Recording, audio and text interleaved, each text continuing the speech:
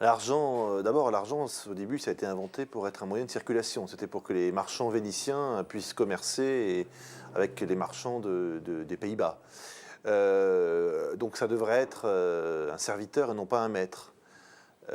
Aujourd'hui, c'est plus un maître qu'un serviteur. Mais bon, les grands mouvements de l'histoire montrent qu'aucune mode n'est inoubliable. Par conséquent, espérons, et là c'est un vœu pieux positif, que ça changera dans les siècles à venir. Alors comment le tenir à sa place? D'abord en n'en faisant pas la valeur étalon de la réussite, en n'en faisant pas la valeur étalon de la possession.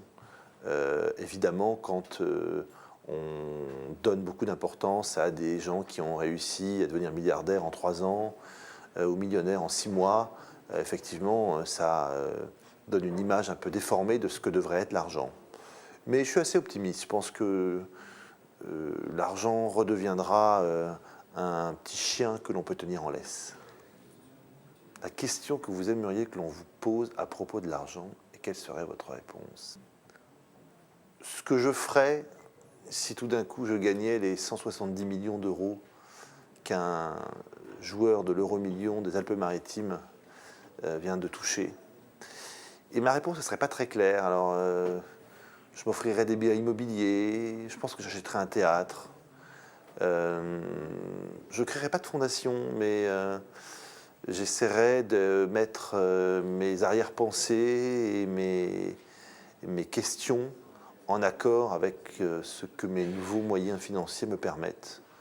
C'est-à-dire que je vivrai bien, mais j'essaierai d'influencer le micro-monde qui m'entoure en subventionnant des associations qui n'ont pas forcément pignon sur rue, mais qui pourraient faire avancer 2-3 idées.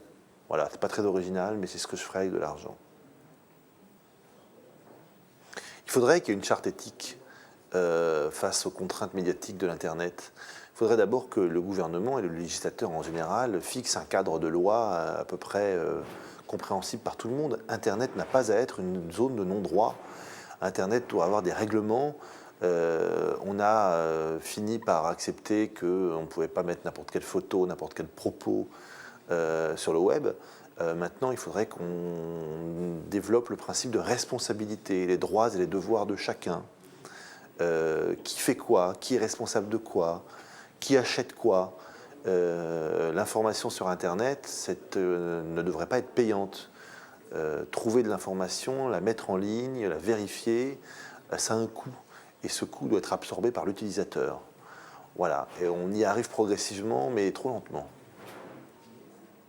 Merci.